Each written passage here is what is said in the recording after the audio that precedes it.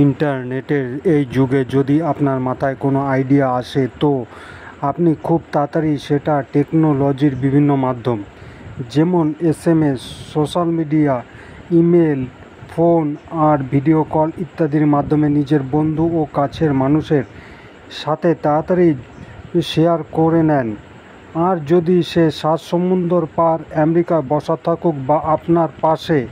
কিন্তু কখনো আপনি এটা ভেবেছেন, প্রাচীনকালে যখন না ইন্টারনেট ছিল না ইলেকট্রিক, তো মানুষ নিজের সন্দেশ এক জায়গা থেকে অন্য জায়গায় কী করে পৌঁছাতেন? এটা তো ও ও হতোই।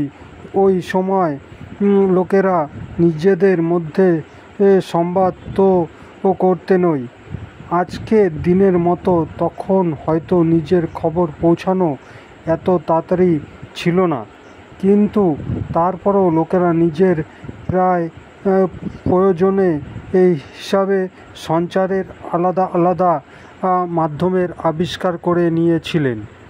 আসুন জানি ওই সময় লোক কী করে বিনা ইন্টারনেটে একজন অন্যজনের সাথে চ্যাটিং করত। পায়রা হতো পোস্টমাস্টার। এই ব্যাপারে কম বেশি আমাদের সবার জানা আছে। প্রাচীনকালে যখন ইন্টারনেট আবিষ্কার হয়নি তখন লোক পায়রাকে সন্দেশ এর খবরবাহক এর রূপে ব্যবহার করত। এই জন্য পায়রাকে বিশেষ প্রকার ট্রেনিংও দেওয়া হতো। পায়রার বিষয় এটা হলো যে পায়রা কখনো নিজের ঘরের রাস্তা ভোলে না। পায়রাকে যেখানেই ছেড়ে দিন পায়রা নিজের ঘরে পৌঁছেই যাবে। নিজের খবর একটি ছোট চিঠিতে লিখে লোহার নলিতে রেখে পায়রার পায়ে বেঁধে দেওয়া হতো। তারপর পায়রাটিকে বিশেষ নির্দেশ দিয়ে রওনা করে দেওয়া হতো। পায়রার মাধ্যমে চিঠি পাঠাবার এই প্রক্রিয়াকে পায়রা পোস্ট বলা হয়। প্রথম আর দ্বিতীয় বিশ্বযুদ্ধে পায়রা একটি খবরকে অন্য জায়গায় পৌঁছানোতে খুব বিশেষ ভূমিকা পালন করে। এটাই না, পায়রার দ্বারা পাঠানো খবর এর কারণেই শত্রু ও সেনার বোমার দ্বারা সৈনিকদের একটি টুকরিকে বাঁচানো সম্ভব হয়। পায়রার এই বিশেষ গুরুত্বপূর্ণ ও কাজের জন্য দ্বিতীয় বিশ্বযুদ্ধে 32টি পায়রাকে ইংরেজরা টিকিন মেডেল দ্বারা সম্মানিত ছিল। এটা কোনো পশু দ্বারা অর্জিত করা এখন পর্যন্ত সবথেকে বড় সম্মান। দৌড়ে খবর পৌঁছানো রানার। প্রাচীনকালে রাজা নিজের খবরকে এক রাজ্য থেকে অন্য রাজ্যে পৌঁছানোর জন্য ধাবক বা রানারের ভর্তি করাতেন। এই রানার দৌড়ে এক স্থান থেকে অন্য স্থানে তাড়াতাড়ি খবর পৌঁছানোর কাজে আসতো। এই রকম রানারের ব্যবহার প্রথমবার ব্যাটেল অফ ম্যারাথন গ্রিস করেছিল। গ্রিস এই যুদ্ধে পার্সিয়াকে হারায়। ওনাদের জিত এর এই খবরকে পার্সিয়া পর্যন্ত পৌঁছানোর জন্য ওনারা এই ধাবকের ব্যবহার করেছিলেন। এই জন্য করা হয়েছিল যাতে পার্সিয়ার অন্য সৈন্যটুকরি আবার গ্রিসের উপর আক্রমণ না করে।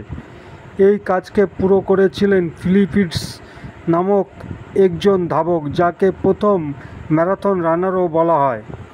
3টি ডটের মানে ছিল সাহায্যের দরকার। পুরনো সময়ে ডট আর ড্যাশ এর মানে হতো কোডেড খবর। এর ব্যবহার পাইলট আর নাবিকদের দ্বারা করা হতো। এতে 3টি ডট এর মানে SOS হতো, মানে আমার জীবন বাঁচাও।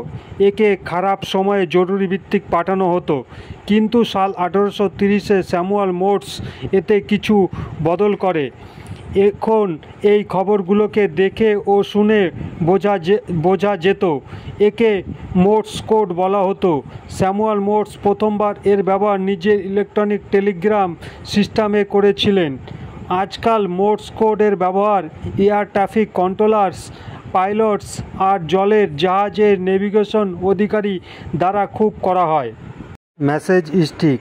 1000 বছর আগে অস্ট্রেলিয়ার আদিবাসীদের মধ্যে প্রায় 200 ভাষায় কথা বলা হতো। এমতো অবস্থায় একটি কাবিলা থেকে অন্য কাবিলাতে খবর পৌঁছানোতে অনেক সমস্যা হতো। এর জন্য ওনারা মেসেজ স্টিক আবিষ্কার করেন। কাঠের একটি ছোট টুকরোতে কিছু বিশেষ প্রকারের ছবি অঙ্কিত করা হতো, যার মানে সকল কবিলার লোকেরা বুঝত। এইভাবে ওনারা একে অপরের সাথে কথা না বলে বিচার সাজা করতে পারতেন। বিভিন্ন প্রকার এর আকৃতি ও খবর ভরা এই মেসেজ স্টিকের সাথে খবর বাহক এক অন্যের কবিলার খবর আদান প্রদান করতেন। আজকাল আমরা সোশ্যাল মিডিয়ায় প্ল্যাটফর্মে যে ইমোজি ব্যবহার করি এগুলো ও মেসেজ স্টিকেরই উন্নত স্বরূপ মনে করা যেতে পারে। ইউডলিং বলিউড সুপারস্টার শামি কাপুরের কাহে মুঝে কোই জঙ্গলি কাহে গান শুনেছেনই, যাতে শুরুতে সেই ইয়াহু আছে। এর ব্যবহার প্রাচীনকালে নিজের খবরকে এক জায়গা থেকে অন্য জায়গায় পৌঁছানোর জন্য করা হতো। ইয়াহু ইউডলিং থেকে নেওয়া হয়েছে। আরও অনেক হিন্দি গানে আপনারা ইউডলিংয়ের ব্যবহার হতে দেখেছেন।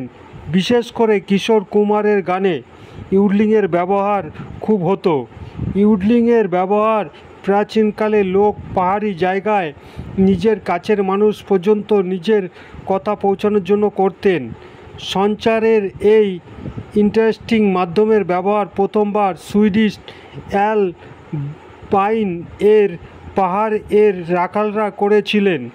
ওনারা ইউডলিংয়ের সাহায্যে নিজের অন্য বন্ধুদের সাথে সংবাদ আদান প্রদান করতেন।